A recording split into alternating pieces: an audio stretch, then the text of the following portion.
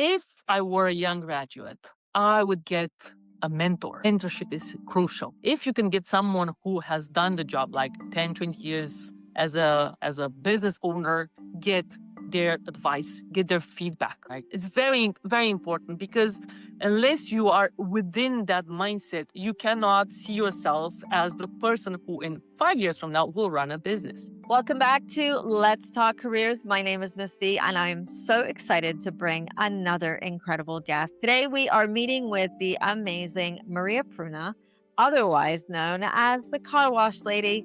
Welcome, Maria. I'm so excited to have you with me today. Thank you so much. I'm super excited to be with you today, and thank you for giving me this great opportunity.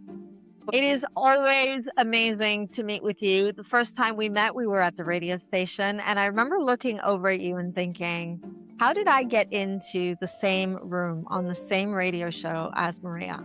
And so having you here today truly is not only going to be inspiring for my students, but so inspiring for me. So thank you, thank you, thank you for being here. We could go on forever and I could just tell everyone all these amazing things about you because there are so many, but we are limited for time. And I want to remember that our conversation today is really to help a young person out there who's trying to figure it out. And I know that you have had many career inspiration on that journey. And I want to take you back to that first time that you were thinking about work. How did you make that first choice? And what did it feel like for the younger Maria making that choice? Wow, let's go back in time. So, just for context, I was born in Bucharest, in Romania. And since I was a child, I had this wild idea that when I grew up, I'm going to be a teacher. So, I started learning languages. I loved them. And then I went on to get a bachelor degree in English and Spanish. And afterwards, a master degree in American Cultural Studies. Now, everything was set for myself. After that, I decided to go for a European program, which is called Comenius, which helps young teachers to go on and do like some sort of internship in a different school abroad. So basically, I moved to Belgium and I spent 8 months teaching English and Spanish in a school. Now, that was the awakening moment for me because I realized I didn't like to be a teacher. Whatever I dreamt of disappeared. I was so disappointed. I wanted something else for myself because I felt stuck. There's no career ladder, there's no achievement, there's everything seasonal all the time. And that was not the place for myself. Now, I had been thinking about it for a long time. And in the end, I decided to share the news with my father. Just for context, the plan was for me to start working as a teacher because it gives consistent income, it's predictable. And then my, again, plan was to support my father because due to illness, he was unable to work. So one day I pick up the phone and I say, Dad, there was a change. I really don't want to be a teacher anymore. That was such an emotional moment because, like, my whole universe disappeared in front of my eyes and my father's. And I said, you know what? We dreamt of this together, but this is no longer my dream. And he said, you know what? Forget about it. Try your best and see what happens. Pick something you love doing and go for it. When I dropped the call, I started literally crying because I said, I spent 5 years learning something I'm never going to put in practice, right? And then I said, you know what? Let's go for corporate. And if it goes wrong, I can always quit it and go back to being a teacher. No harm done. So what I did was literally to go and look for jobs. And my initial job was actually in a call center where I was using Spanish to help, people, help clients with, IT support. And that was the moment when I realized, you know what? Actually, those 5 years were not in vain. I can literally take those skills and move them into the corporate world and find a way to kind of, recycle what I learned. And from that moment onwards, I spent 13 years in corporate and I literally left behind my dream, my initial dream. And then I felt so much more fulfilled with my initial decision that was actually the utter decision of moving into corporate because younger Maria had a dream that was not based on reality. When I realized what working 9 to 5 was in that specific field, that literally gave me data points instead of like me having a vision of myself perfect, a teacher. That actually helped me much more than the 5 years of experience and also the initial plan. So from that moment, I realized, you can always revisit your plans and it's never too late, even if you've spent quite a bit of time learning and building some skill set. Wow. As I listen to you telling me that story, I'm thinking about my own journey and the career path of, I like to call it the wing it theory, where you do things and you kind of wing it along the way, which I guess today we call being agile.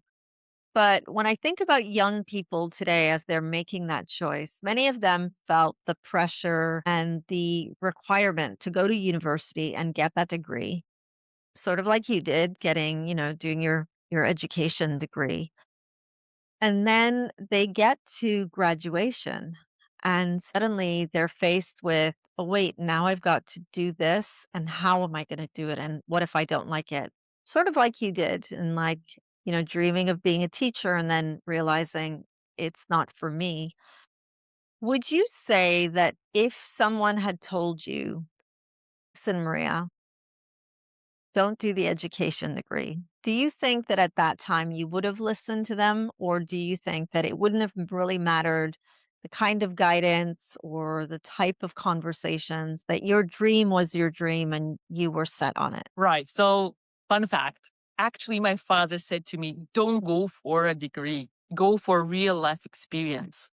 And I didn't believe him. I said, no, this is my dream. I want to be the first person in my family to take a degree. I wanted him to be proud of me, right? And then I realized that I made him proud, but he was prouder when I got the actual job that made me fulfilled. So, just like you said, when you're young, you don't actually know what you really want to do in life. My biggest mistake was that I literally did my master's immediately after my bachelor. What people tended to do was to leave a 2, 3 year gap so that they can take a full time job and specialize and then pick up the master's degree to get that depth into the field they wanted to be on. I did the opposite. I did them straight 5 years and had zero understanding of how the actual market works, what are, the better jobs out there, the more well paid. I did everything randomly without even consulting with someone who had been a teacher. And that I think was my biggest, let's say, learning lesson because I never actually went out there to understand what it means to do that specific job. And this is one of the reasons why many people fail. Like they pick up a degree instead of like just doing a regular job, understanding if it's for them or not, and postponing, the bachelor's or the master's degree. What a journey. But here you are today, and you are not the teacher in the formal classroom, but I still see you as a teacher on LinkedIn and when you're sharing your journey of entrepreneurship. So, if I may, I'd like to fast forward to today. Tell us the story behind the title, The Car Wash Lady, and how you decided that that was going to be where your career would evolve into. Very good question. To be honest, the car wash lady was created 4 months ago. I never thought in my life I was going to become, first of all, a businesswoman, second of all, the car wash lady. I never dreamt of like setting up a business for myself or even more so a car wash. What I initially wanted was to have a corporate career, 9 to 5 job, very simple, retire at 65, and that's it. This was some sort of linear, storyline that everyone had seen in my generation, in the previous generations. Now, again, I had the pleasure to meet people who slowly introduced me to the business world. And then I realized, wait a second, income doesn't necessarily have to come from a 9 to 5 job. So I had to learn about building a business, what it means, how you have to work around that. And later on, me and my partner bought the first car wash in Belgium. He already had this business knowledge. I had the sales and business development knowledge. So together we, joined forces and we said, you know what, let's give it a try. And that try actually made me realize, you know what, I can do it. Even if it's something I'm not familiar with, it doesn't matter. I'll find someone to, clean the cars, knows the ins and outs of the business, and I'll be on the back end and try to, develop the business, help, grow the pool of clients. And that was my first initial moment of like, okay, I can do it. And if I can do it in Belgium, I can do it in a place that actually allows for growth. And that place was Dubai. So in May last year, I came to Dubai with one purpose: build a second car wash, make it run, and then, just go with it. But the moment I arrived in Dubai, I realized that whatever I learned and applied in Belgium didn't work in Dubai. Like literally, I was trying ads, I was trying multiple things. And then I realized that, okay, my competitors are all on one street, one next to the other, where I'm located in Sharjah Industrial Area 12. So I said, what is my competitive advantage? Definitely not the 13 years in corporate. I need to find something for myself that when people see me and see my brand, they'll say, I know this lady. So what I did then, I said, the only place where they cannot pay for ads unless you have, again, a good chunk of money, and the only place where you literally can build something that is showing your authority is LinkedIn. And since I knew how to write copy, hence my degrees that circle back to the situation we have at the moment, I said, you know what? I love writing. As a child, I used to write stories and, screen scripts, whatever. So I said, you know what? I'm going to do it. And it blew up, literally. I had multiple posts that went viral. Again, we went on Dubai Eye show. And then I realized there's room for growth here. But I said, people need something. People need a hero. People need to relate to a person who disrupts the way in which we do business in Dubai. Usually you have male characters, right? Who go on and do like business like the car wash, reselling cars and so on. And I said, no, I will be the one who shows them that there's a path for women as well in a very male dominated industry. And I said, that's how I need to basically present myself specifically so that they can take me seriously. And hence I invented my car wash lady. I'm the lady who will take her pictures in the car wash in a dress all the time. I'm the one who will speak about the car wash on LinkedIn. And when people meet me in reality, they realize it's the same person because I write my posts and I speak about my car wash. That's amazing. So, what you are essentially telling us is that you created a brand and you found a way to stand out so that your audience would talk about the brand, and that's what would make you stand out. Did you learn that concept in your corporate job? Was that something you said that you did copy, you used to write, but the business strategy that you were doing in Belgium didn't work when you came here to the United Arab Emirates. So where along the journey did you learn branding? Because that's one of the big topics right now. And I know that young people are very invested in learning more about branding. And I'm always saying branding is not just for the marketeer, it's for anyone doing anything. Even if you're not formally doing something, your brand is coming out and showing up to people. So where did you learn that and who taught you? Amazing. So when I started applying for jobs, my LinkedIn profile was literally the place where I would only apply for jobs and then it will literally be empty for years. I went through college, university, corporate. Nobody at any point in time said to me, hey, Maria, you can create a brand for yourself so that then through your brand, you can apply for roles. You should be networking online on LinkedIn to catch the eye of the recruiters or the hiring managers. This was a completely, let's say, impossible mission for myself because at the end of the day, I said, who am I? I'm just a regular person. I have nothing to say, nothing to share. So I'm not going to post. This literally ended up to be the biggest myth I debunked on LinkedIn. Why? Because I really needed to create a niche for myself and create a brand for myself. So, me on LinkedIn came from a place of necessity, a place of finding a place for like a platform for myself to be able to do B2B and B2C selling. The learning part happened when I was in Belgium. So I started learning about LinkedIn, LinkedIn posting, how to optimize your profile, how to create good hooks, and so on. Back in January 2025, I was in Belgium and I knew I was going to come to Dubai. Didn't know exactly when. It happened in May. This gave me enough time to learn. So I literally said, I'm going to take some courses. I took loads of courses, you name them, Lara Costa, so Amelia Sordell, loads of them. And I literally learned how to write the LinkedIn way, how to catch the attention, and how to create a brand for myself. Because at the end of the day, anyone can create a brand. You can be a student, you can be even retired, nobody literally cares. Why? Because it has become so popular. Just like you said, it has become the new currency of working online. If you don't have a brand, you don't exist. You have nothing to interact on. Nobody talks about you, right? You are invisible. So to tap into markets or into opportunities, you need to literally create that slowly.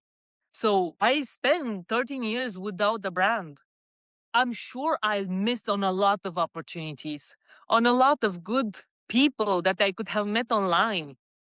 That's something I cannot, go back on. So now I'm trying to, catch up and make sure that my brand stands out and that I can, go into the pool of creators that are famous, that get invited to speaking events, that can even further grow their brand. But again, that's not something that is just for me or for yourself. As a graduate, you can do that. You just need to pick a topic that you know about, or a topic that, for example, you learn about and share it with the world. Because at the end of the day, your experience is unique. You are the only one who is learning about that, who has that specific background, social, cultural, ethnic. And then from that lens, you speak about your experience. This is something that people should literally start thinking about more because they're missing on huge opportunities. I completely agree. Completely agree. We could go on and on and on, and I would love to, but I'm really conscious of our time. So just before we say goodbye, just if you can, the educator that went into corporate, that then moved country and set up a business and reinvented herself and created this iconic brand without the help of a PR agent, without the help of a social media advertisement budget. What are your tips for a young person thinking about entrepreneurship? So, if you could sum it up into your number one thing that they should be prepared for, that you learned on the journey. Oh, love it. So if I were a young graduate, I would get a mentor. Mentorship is crucial. If you can get someone who has done the job like 10, 20 years as a business owner, get their advice, get their feedback, right? It's very, very important because unless you are within that mindset, you cannot see yourself as the person who in 5 years from now will run a business. Then I would understand the market because we are tending to do bachelors that are super theoretical and we don't see the market. We only see the courses, the exam papers, and that's it. So the best way to do that is to go to conferences, seminars, events, speak to people who have been already in that particular industry and learn from them, learn about the trends. Because at the end of the day, whether you want to go in corporate or you want to get into your own business, you need to know what will be trending now or in 2, 3 years from now. Otherwise, the business you're building will flop. And I would definitely encourage them to go into AI, learn what can help them automate, what can help them bring a business that actually solves problems.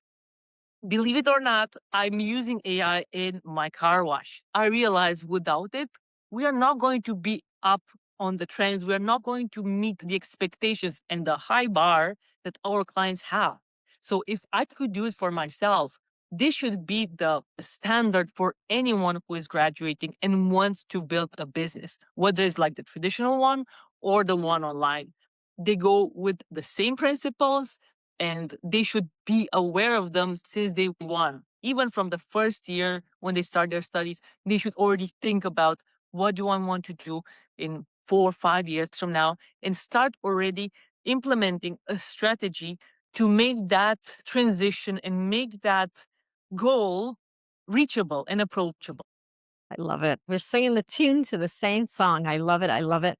Maria, we could go on and on and on. It's always inspiring to speak to you. Tell us how to find you on social media, please. Yes. So I'm always on LinkedIn. So if you look for Maria Pruna, you can always find me in LinkedIn, read my posts, get inspired. We also have a website that's coming up, and you're the first one to know about it, where Excited. I'll have my own page. Yes, it'll be also the page of the car wash. So it will be www.mycarservice, and there you can also get in touch with me. I'm planning actually a newsletter. So if you'll be on the website page, you'll have the opportunity to click and subscribe to my newsletters, where I'm also going to share these kinds of tips about how to become a business owner, how to build your brand. Lots of channels I'm trying to build for myself, but these should be the ones that are for everyone and whoever wants to learn about me, my business, and again, how to become a business owner. They should definitely tap into those. Amazing. Come and wash your car and leave away inspired. Super amazing. I love it. I love it. Thank you for being with me here today on Let's Talk Careers. And thank you, everybody, for watching. If you're watching from within the virtual hub, I'm super excited that you took time to listen to Maria's amazing entrepreneurial journey. And if you're watching on any of the social media channels, thank you for being here. And I look forward to seeing you all at our next Let's Talk Careers with Miss B.